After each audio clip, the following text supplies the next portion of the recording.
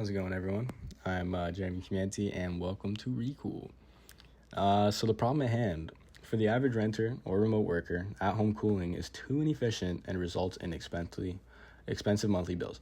So what we're looking at here is cooling the average renter or remote worker individually. We're not looking at cooling their whole home. And so we're looking at our two main options, swamp coolers and portable ACs.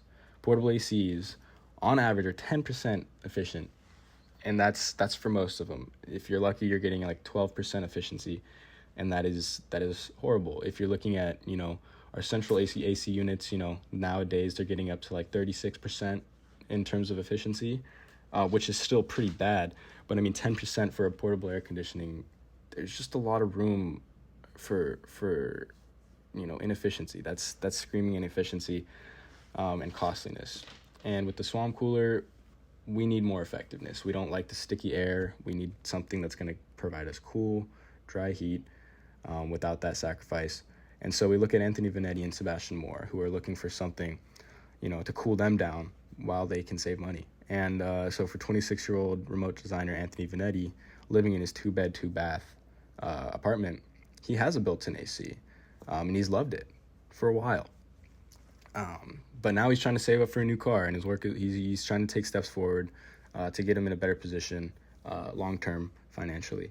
And for Sebastian Moore, pretty similar situation. He wants to get a new apartment. And for the 24-year-old civil engineer living in a 2-bed, 1-bath apartment, he needs to save everywhere he can. Every dime counts. And he just bought that portable AC because he thought that would be the best solution. We'll find out he didn't do much research, but that was going to be his option. And so for Anthony, with the central AC, it's already built in. The bills are coming in the mail, and they're way more expensive than he thought. He's cooling the entire house when he's in one room. He's using all that extra cool air, and he's just sending it off into a whole lot of nothing. And over time, that cool air is just being wasted. It's either getting sent back outside the house, or it's just sitting there coming back into room temperature. Nothing's, it's very ineffective for one person. And Sebastian Moore, who just bought the portable AC, he was looking for the quick fix, but he didn't realize that this thing was going to cost him so much every month. And he also, he thought he'd be okay with that window exhaust sitting, blocking his view, but he's not. He doesn't like that. And it's just so loud. He's looking for a couple different things because this portable AC is not satisfactory, and he's just losing money. So I was looking and seeing what options we have for personal cooling in general rather, and there's really no option that kind of satisfies that efficient, effective mark. We have our swamp cooler, which is, it's pretty efficient. It's not very effective. And then our portable AC, super, super inefficient, very effective. And so I wanted to find something without that much compromise. So, upon reflection, seeing how inefficient these portable ACs are and seeing how selective swamp coolers are when they're working, there was definitely an opportunity to kind of create this alternative. So this thing would need, Recool would need a competitor. And something it's competing against is going to be that 12,000 BTU range, which are usually, coming in around $500. So in terms of effectiveness, these things are great. But in terms of monthly costs, these things are just draining your energy. So yeah, kind of looking in, seeing where I could improve, and that's going to be just making it more innovative, and thus I'm going to find ways to save money. And that comes in my concept proposal. It's a personal air conditioning innovatively designed by utilizing natural cooling methods to save me money. And so this is made possible because we're targeting the user and not a whole room. So the main things this needs to be is efficient and effective. I'm not looking to sacrifice much in those two fields, so those are priority. By using impeller fans, we're going to have less energy for better airflow. We're reducing the choppiness of our standard blade fans. Refreezable packs, we're basically using the electricity you are already buying in your freezer, and we're not going to put any machinery inside of this product to keep any refrigerant cold and to send that refrigerant, throughout the whole machine. So there's a huge cost saving effect by removing refrigerant. And to kind of counter that, we need this heavy grade freezable pack, and this opportunity to add additional ice, so we're keeping the effectiveness kind of, right on par. And so in order to keep this possible, though, we're going to need to have insulation. We're sending cold air and we're combating it with hot air pretty instantly. And in order for that to be sustainable, we need insulation. And then we're squeezing all the extra cooling we can get out of the fan exit, which is creating negative pressure upon exit, which is cooling down the air even more. So if we look at some of these initial sketches all over the place, just trying to figure out efficiency and effectiveness, hot air rises, so we're going to take the cold air from the bottom. Window units, they tend to be the most efficient, so how can we implement that? What can we do? We're going to have like a portable aspect where we're going to be able to move this thing, like certain aspect of it. What are we doing? And so after a little bit of sketching, I kind of realized, I was like, okay, I need some components.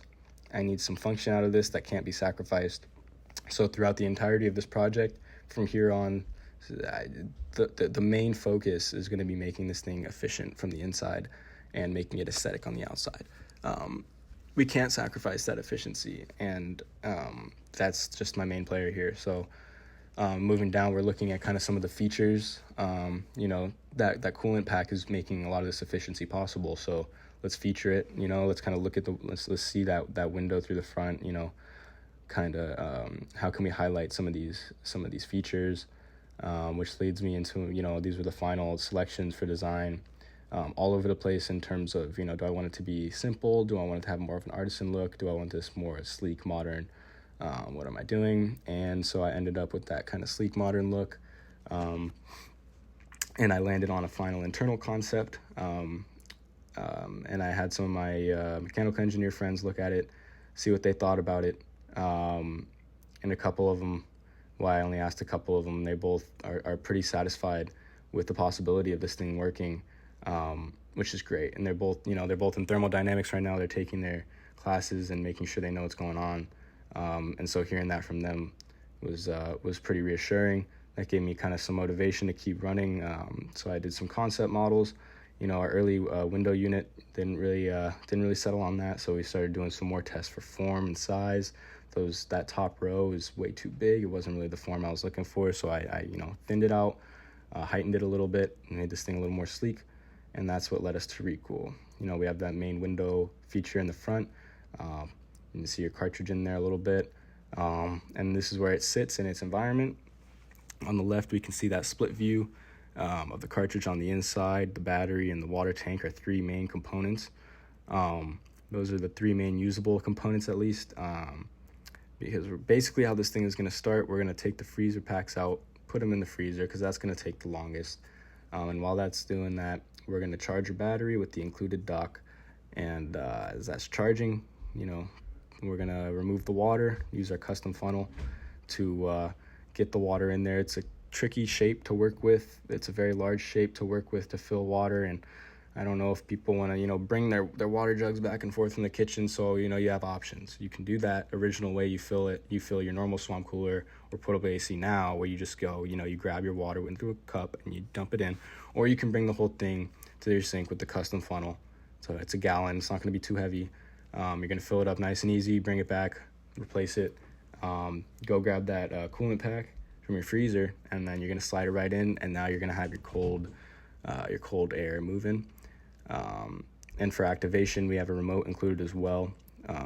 The top row, we can see the off, low battery, and fully charged modes represented by the light. And then the remote display here has some information on our water life in the dark blue in the top section. On the left side, our teal section for the coolant life, and then our battery life with that green one on the right. So full displays of how long we're going to be able to run this thing.